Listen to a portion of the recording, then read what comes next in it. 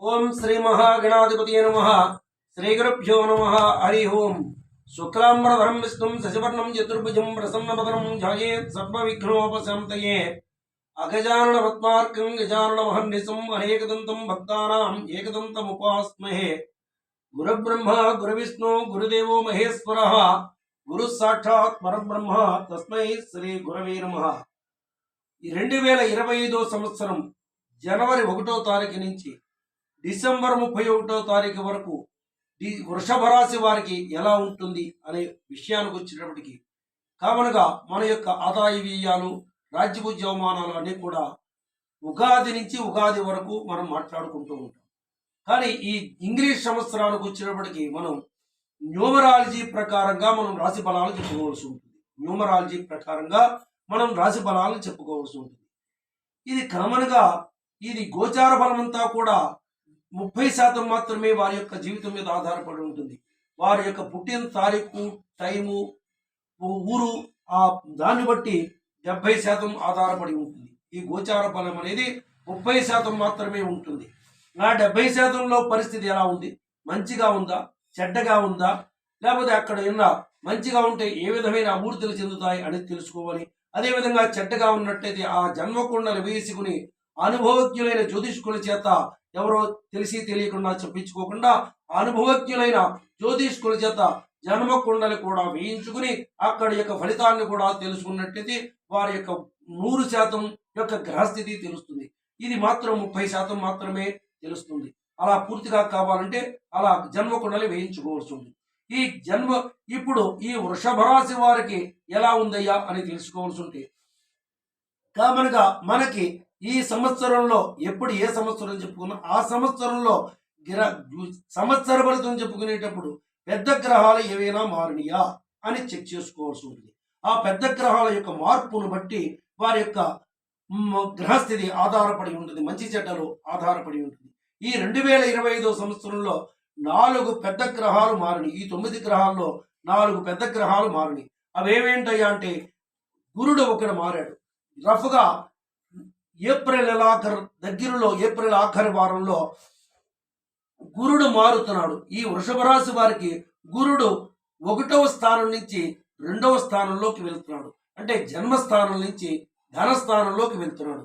అంటే జన్మస్థానంలో మంచివాడు కాదు, కానీ ధనస్థానంలో పేరులోనే ఉంది కదా, ధనస్థానంలో మారుతున్నాడు. ఈ ధనస్థానంలో మారినందువల్ల అంటే వ్యయంలో మంచివాడు కాదు, జన్మంలో మంచివాడు కాదు గురుడు. అంటే గత 2 సంవత్సరాల నుంచి పడుతున్న బాధలన్నీ కూడా ఏప్రిల్ నెలాఖరు నుంచి తొలుగుతాయి అని చెప్పవచ్చు. వీరికి ఏప్రిల్ నెలాఖరు నుంచి గురుబలం ఉంటుంది. అదేవిధంగా రాహు ఏప్రిల్ వరకు మంచివాడే, లాభంలో ఉన్నాడు. రాహు మంచివాడే. ఆ తర్వాత 10వ ఇంట్లోకి వెళ్తాడు. అంటే అక్కడ చెడ్డ స్థానం అయితే కాదు, కానీ సబ్నార్మల్గా ఉంటుంది అని చెప్పాలి రాహు యొక్క పరిస్థితి. ఇంకా శని వచ్చినప్పటికీ ఈ వృషభ రాశి వారికి శనికి ఏప్రిల్ నెలాఖరు వరకు రఫ్గా ఏప్రిల్ నెలాఖరు వరకు 10వ ఇంట్లో ఉంటాడు. మే 1వ తారీఖు నుంచి రఫ్గా మే 1వ తారీఖు నుంచి లాభస్థానంలోకి వెళ్తాడు. ఈ శని వచ్చేటప్పటికి ఏమవుతుందంటే 30 డిగ్రీలు మంచి చెడ్డొస్తుంటే ముందు చూపెడుతుంది, కానీ మంచి ముందు చూపెట్టదండి ఎప్పుడు కూడా. అంచేత ఈ మే నెలాఖరు కానీ మే 1వ తారీఖుని రఫ్గా మే దగ్గరలో మారుతున్నాడు కనుక కొంచెం ఇంచుమించుగా మే నెలాఖరు నుంచి కానీ శని యొక్క మంచి అభివృద్ధి అంతా కూడా మే నెలాఖరు నుంచి కానీ అందుకు శని అంతవరకు ఏప్రిల్ నెలాఖరు వరకు మంచివాడు కాదు. ఇంకా కేతు నాటు ఇప్పుడు ఏప్రిల్ నెలాఖరు వరకు మంచి కాదు, చెడ్డ కాదు. అక్కడ ఏప్రిల్ నెలాఖరు నుంచి అర్ధాష్టమం కేతు అవుతాడు. అర్ధాష్టమంలోకి కేతు అవుతాడు. అంటే 4వ ఇంట్లోకి వెళ్తాడు. ఆ కేతు మంచివాడు కాదు. ఓవరాల్ గా చూసినట్టయితే ఈ సంవత్సరంలో 2025 సంవత్సరంలో వృషభ రాశి వారికి ఏప్రిల్ నెలాఖరు తర్వాత వీరికి మే నెల నుంచి పట్టిందల్లా బంగారం అవుతుందని చెప్పాలి. ఇప్పటి వరకు గత కొన్ని సంవత్సరాలుగా పడుతున్న బాధలన్నీ పోయి కామన్గా ఇవి అప్పుడు నుంచి మంచిగానే ఉంటుంది. ఏప్రిల్ నెలాఖరండి, ఇవాళ నెల లేదు, ఇంకా 4 నెలలు ఉంది. 4 నెలలు ఉంది, చాలా గొడ్డు కాలం. ఈ 4 నెలలు కనుక ఓపిక పట్టినైతే మామూలుగా అక్కడి నుంచి మే నెల నుంచి బాగుంటుంది. కామన్గా మనకి జన్మంలో గురుడు వచ్చేప్పుడు చాలా ఇబ్బంది ఉంటుంది. శ్రీరామచంద్రమూర్తి మనకి ఉదాహరణకు ఒక పిట్టగా చెప్తాను. అంటే రియల్ స్టోరీ, కథ కూడా కాదు, రియల్ స్టోరీ. శ్రీరామచంద్రమూర్తి అంతటి వాడికి పట్టాభిషేకం కోసం ముహూర్తం పెడితే వశిష్ఠుల వారు అందుకోసమే, శ్రీరామచంద్రమూర్తి కోసమే, పౌరోహిత్యం చేయించడం కోసమే ఆయన పుట్టిబడిన ఆయన. అటువంటి వశిష్ఠుల వారు అంతటి వారు ముహూర్తం పెడితే, పట్టాభిషేకానికి ముహూర్తం పెడితే, ఆ ఆ పట్టాభిషేకం ముందు చతుస్సాగర పర్యంతానికి సామ్రాజ్యాధికారం పొందవలసిన శ్రీరామచంద్రమూర్తి అంతటి వాడు అదే రోజుని అడవులకు వెళ్ళమని పెనతల్లి కోరింది. అంటే అక్కడ అంటే చేతి చిగురు దాకా వచ్చి కూడా జారిపోతుంది అనమాట ఆ జన్మగురుల్లో ఉన్నటువంటి. అంటే మనం చెప్పుకోవడం వేరే, చెప్పుకుంటాం అనుకోండి అది వేరే. అంటే దుష్ట శిక్ష రక్షణ కోసం ఆ స్వామివారు పుట్టారు కనుక ఆయన మెయిన్ కార్యం అది కనుక ఆ వశిష్ఠుల వారు తప్పు లేదు, కానీ అక్కడ పని జరిగింది కదా అంటాం. కానీ అది వేరే, అలా సమర్థించుకోవడం వేరే, మనం సమర్థించుకోవడం వేరు. కానీ వశిష్ఠుల వారు ముహూర్తం పట్టాభిషేకం కోసం పెట్టారు, కానీ ఆ పట్టాభిషేకం జరగలేదు, అడవులకు వెళ్ళారు. అంటే జన్మంలో గురుడు ఉన్నప్పుడు కామనగా మీకు ఎందుకు చెప్తానంటే స్వామివారిని విమర్శ కాదు, అంటే స్వామివారిని విమర్శించే ఉద్దేశం కాదు అక్కడ.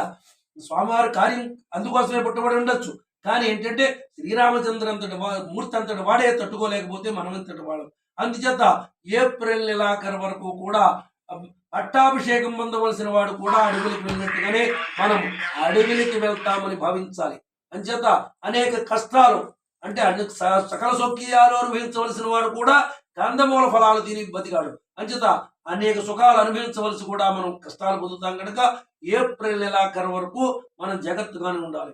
ఈ వృషభ రాశిలో ఉన్నటువంటి విద్యార్థులు చాలా ఒళ్ళు దగ్గరెట్టుకుని చదువుకున్నట్టయితే మనం పాస్ మార్కులతో, మనం 100కి 100 మార్కుల కోసం ప్రయత్నించినట్టయితే 100 మార్కుల మాట ఎలాగున్నా చావు తప్పి కనులట్టయింది అన్నట్టుగా ఏదో బయటపడతాం. కొంత దైవశక్తి కూడా సంపాదించుకున్నట్టయితే ఈ వృషభ రాశి వారు విద్యార్థులు వాళ్ళు కూడా కొంత చావు తప్పి కనులట్టబోయినట్టుగా ఆ కష్టాల నుంచి బయటపడతాం. కామన్గా ఈ రాశి వారికి ఏమవుతుందంటే 6, 15, 24తో కూడిన శుక్రవారం చాలా మంచి రోజు. ఈ సంవత్సరంలో ఎప్పుడైనా సరే ఏదైనా మంచి పని ప్రారంభించుకోవాలంటే ఆ కాంబినేషన్ చూసుకోండి.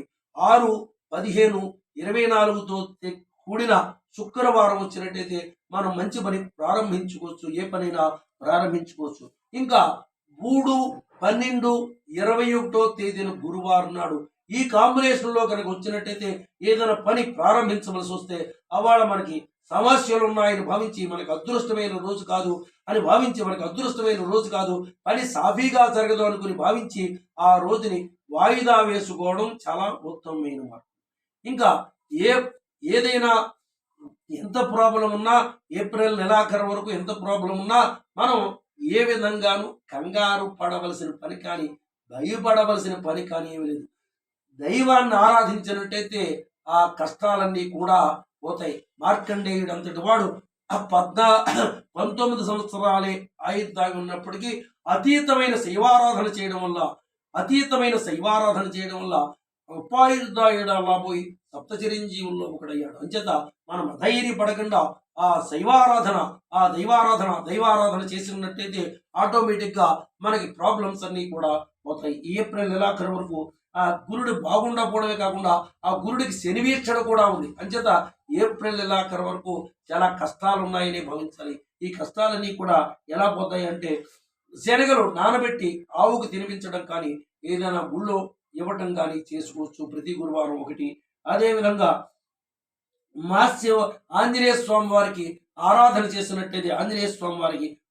చేసినట్టయితే వీరి యొక్క ప్రాబ్లమ్స్ అన్ని కూడా పోయి మనకి మంచి అభివృద్ధిని కలుగుతుంది. మంగళం గోసరేంద్రాయ మహనీయ గుణాత్మనే చక్రవర్తి తనూజాయ సర్వభౌమాయ మంగళం. సర్వమంగళ మాంగళ్యే శివే సర్వార్థ సాధకే శరణ్యే త్ర్యంబకే గౌరీ నారాయణీ నమోస్తుతే.